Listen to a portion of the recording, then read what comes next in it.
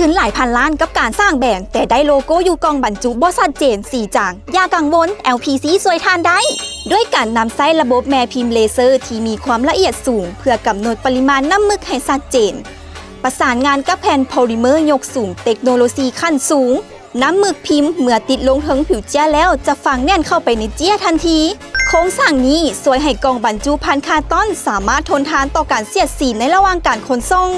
ทนต่อการถืดกระแทกอย่างแรงหรือสภาพแวดล้อมที่เปียกซุ่มหุนแรงในการขนส่งทางทะเล